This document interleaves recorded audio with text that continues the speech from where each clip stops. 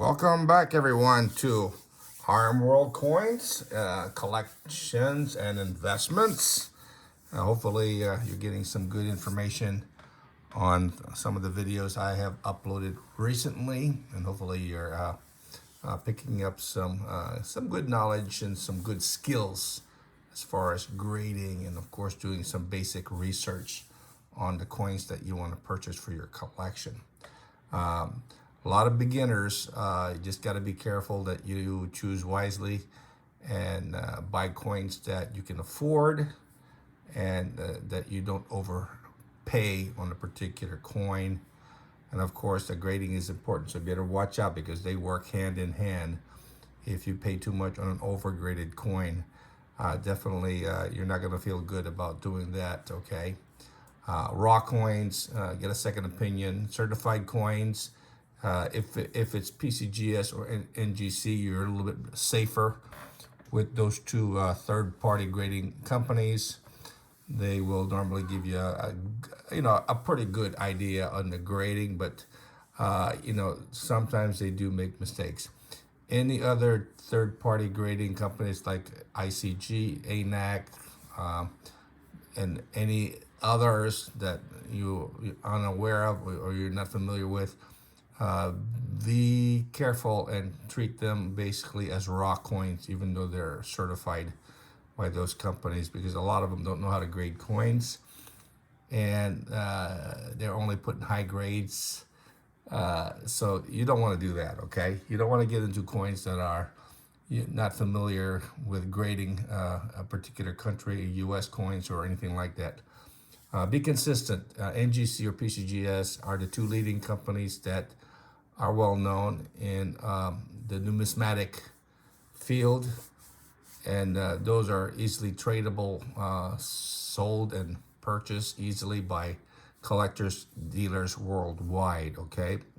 Even they sell sight unseen. So if you want to collect raw coins, as long as you get them at a good price and they're not cleaned, PCGS, NGC will not certify or grade clean coins. They can specify the coin as genuine, but not necessarily graded for you, okay? So that knowledge will be basically coming from you.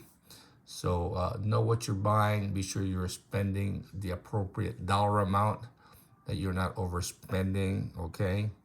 If you get it cheap, that's great. I'll show you a few things that I've done. And sometimes you'll have to take chances on these things, okay? So, and hopefully this information will help you out, okay? So I appreciate everybody giving me the thumbs up and help me increase my subscriber numbers. Thank you for looking at my channel, my videos, and hopefully that helps you out. If you have any comments, by all means, send it to me. I'll answer them as best I can. I am enjoying that. I'm getting a lot of subscribers, not too much, but like I says, I'm building it up, okay? It takes time to build something up that's good, okay? And hopefully what I'm doing for you is you'll look to my channel as an asset for you as far as collecting, and know what to collect and what you be aware of, okay? So with that, let's go through the videos I have here today. I have 3 coins, all graded by PCGS, okay? Like I mentioned, PCGS is one of the 2 best grading companies along with NGC, and I tried to collect them. Otherwise, I do get raw coins, and I will submit them to NGC. I like the casing of NGC the best. It looks nicer in my opinion, but like I said, everybody has their own different preference, PCGS or NGC. Grading is similar. So, but today I got 3 coins from 3 different countries. One is from Canada, the other is from New Zealand, and the other is from Germany. The German one is ICG, okay? So if you buy ICG, it is also a good third-party grading company, but it's not as good as NGC or PCGS. And what I normally see when I show dealers, or if I want to sell coins with a ICG certification, they tend to downgrade it, okay? So that you need to be careful of. That's why I said buy the coins, not the holder, okay? I have my opinion on the coins, and that is what I base my opinion on, is the coins. I've been doing this for 40 some years. I know how to grade. Okay, I've sold millions of dollars worth of coins, so I've got a pretty good experience. I've lost a lot of money and made a lot of money. And hopefully you'll not lose money when I teach you the things that I go through and what I recommend. But always do your due diligence before you buy a coin. Study the coin. Be familiar with what you are buying. Okay, the first coin that I'm going to show you is certified by NGC. It's from Canada. This is a very popular date that I like. This is a 1936 50 cents. Note that it is genuine and it is clean, okay? Note that, like I said, when a coin is cleaned and you submit it to NGC or PCGS, they're not going to grade it. Okay, they will note there that it is genuine. Sometimes they'll say it is uncirculated, but it's cleaned. Okay, there are many levels of cleaning. There is slight hairline cleaning. When I say slight, maybe only one side may have some hairlines. Sometimes the one who's examining the coin may be a little bit too critical on how they check out the coin. And the over side or one side of the coin may have some cleaning lines, and then of course that's it. And then he will not grade the coin. He'll just note that it's been cleaned, and even though it's uncirculated or it's AU, right, he will give it a numeric number. Okay, that has happened with this particular coin, and I examine the coin. I use normally a 10 or 20x magnifier on my reviewing these coins. I think that's more than enough. I'm not doing using a microscope, okay? That's getting really too deep into the metal, okay? If that's the case, none of them would be considered uncirculated. Okay, so best thing you do is you normally look at a coin using your naked eye.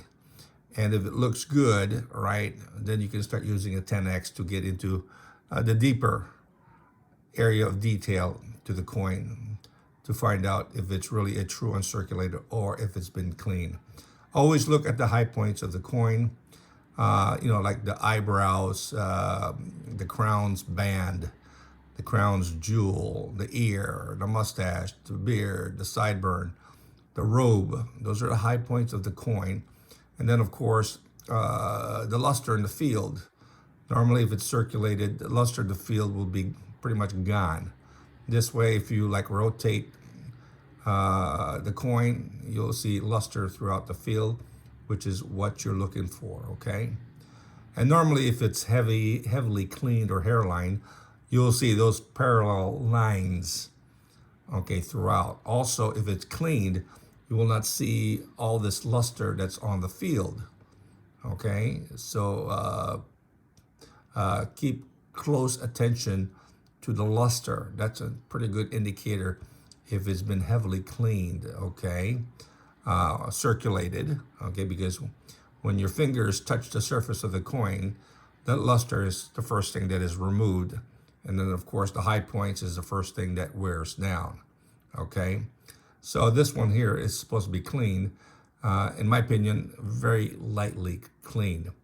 And 1936 50-cent piece is one of the key dates. It has a mintage of 30,000 coins or less. A lot of them were circulated, melted down. So only a very few is in uncirculated condition. A graded coin in MS63 or 65 is going to run you $3,000 to $5,000. Okay, so if you can pick one up this nice, right, that looks like this coin, looks like it's a choice BU, MS63, right, pick it up reasonably under $400 or $500.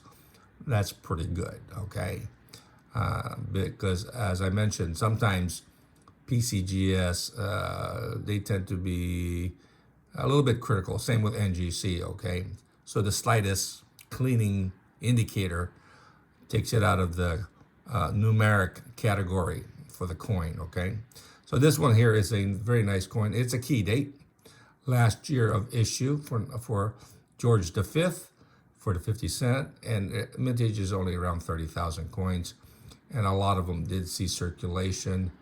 And of course, a really true mint state 63, 65 is going to run you between $3,000 to $5,000 now.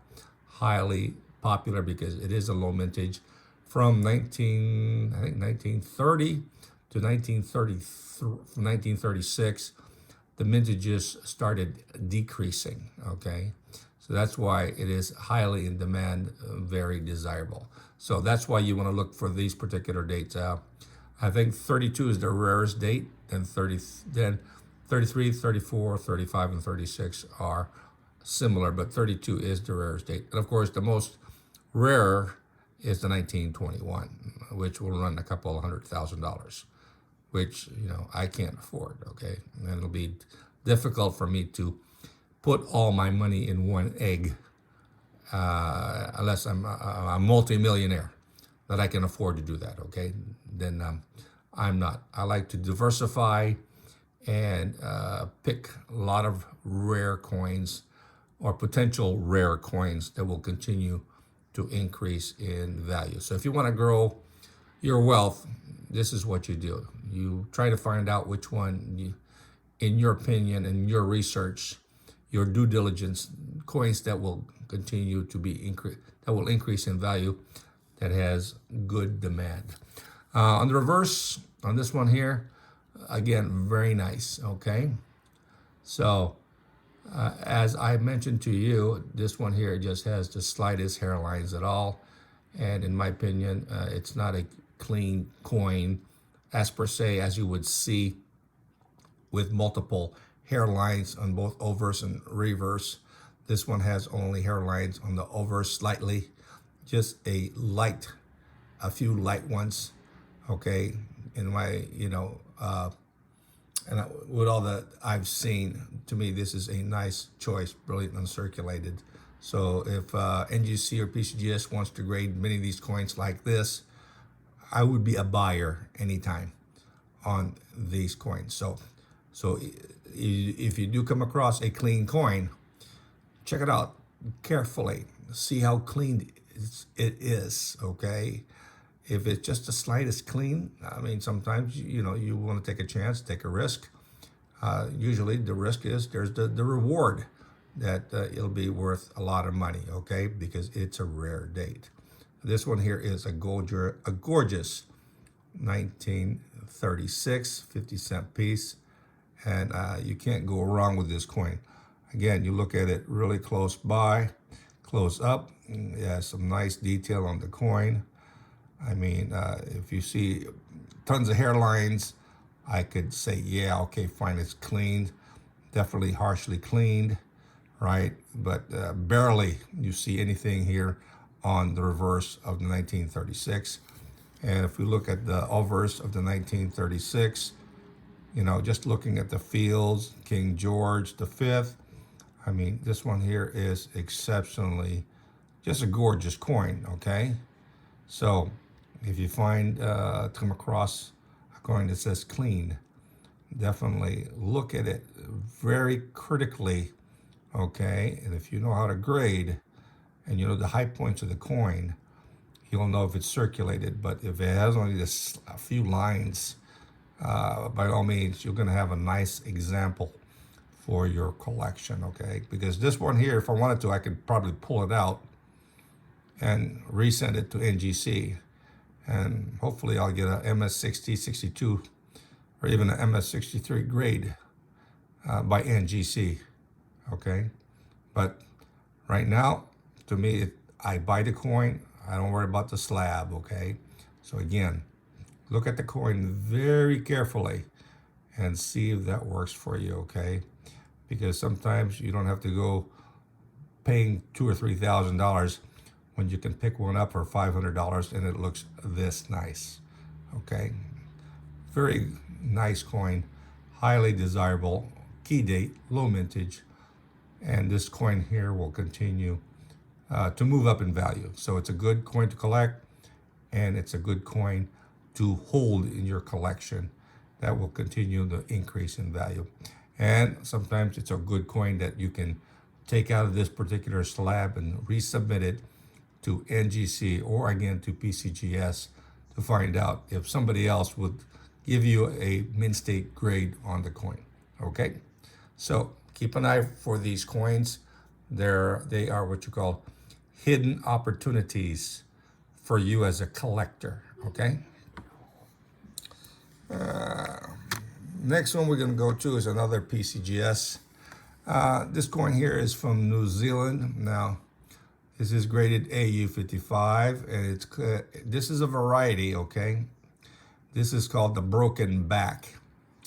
There were certain dies that was not didn't have the complete design.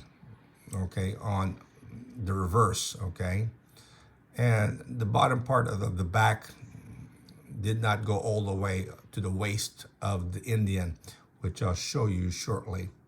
But this one here is a broken back for 1965, and this is probably the first one I've seen with the broken back. The years that the broken back initially was seen is 1942, 1958, which is a little scarcer, and of course this is the only one I've seen for the 1965. Okay, definitely this one here is the most difficult one to find. I do have a lot of 1942 broken backs. I had one 1958, and that 58 is also extremely hard to find in the broken back variety. Okay, so let me show you where that broken back variety is you're gonna see it. Okay, so you look at this coin here and look at the reverse, and so here you got the Indian pretty much on his knees, right, or pretty much squatting. Okay, and then you'll see that little back part. Let me get a pen here and you can see it a little bit better. So what I'm talking about, and this will help you out because sometimes you come across this date and you can pick them up for like $4 or $5, and then you find out it's a broken back. Okay, but what you're going to be looking for is, let me get my pen there so you can see it. Let's see the broken back. So where was that broken back at? I'll get my pen there. Here's my pen. Okay, the broken back would be right here between the waist and this line, just to the inside of the arm. That line does not go all the way down. Okay, so that's where you'll see the broken back. Okay, just the far portion of the back. Again, just the far portion of the back at this point here, this area here. The line does not go all the way down, all the way to the waist level. Okay, that's where you want to look to see if it's a broken back, and you can easily Google it up to get the exact way it's supposed to look. Okay, be careful. Sometimes the line goes all the way down, and it's just slightly weak. So you should know what the difference between a weak versus a broken. Okay. So this one here is a scarce coin, hard to find. Without the broken back, it's probably a couple of dollars. Okay, with the broken back, then we're talking about hundreds of dollars. Okay, so if you're a beginner collector and you like collecting varieties, this one here, you can try the 1942, 1958, 1965. Pick up the broken backs, you'll have a valuable coin. Brilliant uncirculated 1942 broken back could run you between $600 and $800. A 58 would run you around $5. This one here, I price it around $1,200. I haven't seen the BU one. So if you like varieties, New Zealand, this one here is a hard one to locate. And if you come across it, definitely look up this video and see if it's the same coin. Okay, so this one here is very good. So if you like varieties, New Zealand is a very popular country that a lot of people collect. Okay, so very popular. It is a British Commonwealth, and even though this is an AU55, it's still a scarce coin. Last coin we have, which I like and enjoy, are these coins from Germany. Okay, these are what you call during the Weimar Republic. Basically, this is the Lessing commemorative. They created different versions from 1927 till 1936. Very popular series of 5 marks and 3 marks. And a lot of them were minted in 6 different mints in Germany. And this is from the A mint. And as I mentioned before in my videos, there is the E, there's the D, there's the J, there's the G. Okay, those are the mints that are available that have struck. The A is more the common mint. So that A mint is just like the Philadelphia mint. If you're familiar with U.S. coins, the majority of coins in the U.S. comes from the Philadelphia mint. In this case, in Germany, the majority of the coins come from the A mint. Okay. Next time I'll tell you exactly where all the mints are from. It could be from Munich, it could be from Frankfurt, it could be from Berlin, Wiesbaden, a major city, okay, Hamburg, okay, and so forth, okay? So those are different cities that may have mints and struck the coins, okay? So this one here is a gorgeous 5 mark. It is certified by ICGS MS64. And as far as the grade is concerned, I definitely agree with the grade.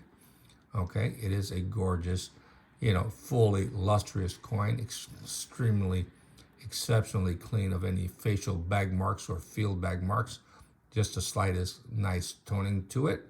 So this one here is a very nice high-grade coin.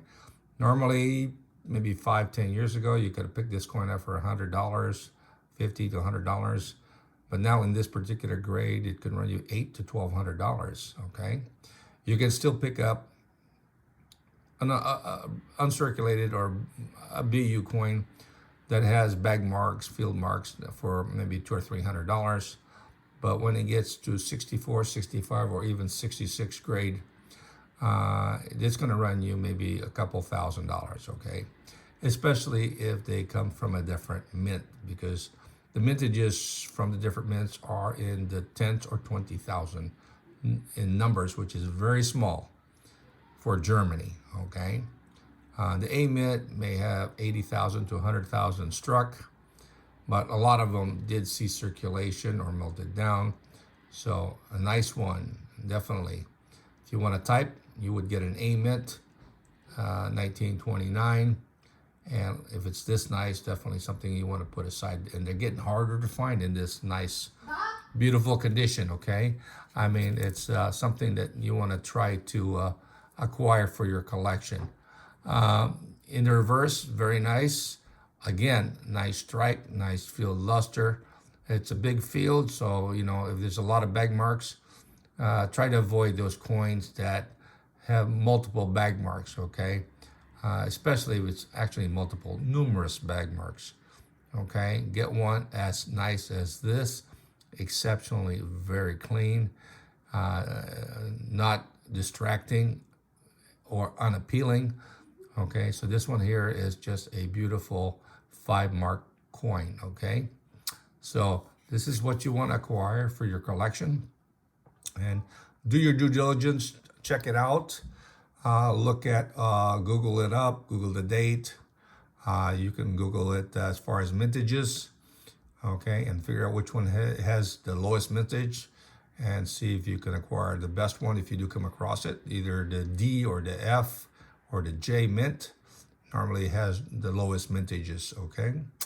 Again, a gorgeous coin, highly desirable if you want to collect German coins. Very popular, a good series. And if you want to get the high grades like this, it will cost you a little bit. But if you're looking for just BU, you should be able to afford it as either beginner or intermediate. But if you want to get into the really high grade coins, it might run you $10 to $20,000 or more. Okay, it just depends on what your finance can afford. Okay, again, get them this nice. You cannot go wrong. Just put it aside, let it sit, forget it. You know, it's just like buying gold or silver. You just buy it and put it in a safe, and 20 years down the road, take it out and you'll see how much it has appreciated for you. Okay, a good investment, better than putting it in the bank and drawing a 0.01 interest on your savings. Okay, these are definitely a better investment, and you let your money work for you. So here we go. We got three nice coins. Canada 1936 50 cents, New Zealand shilling broken back, and Germany 5 mark 1929 Lessing commemorative. Gorgeous coin, highly desirable. You can't go wrong with these three coins.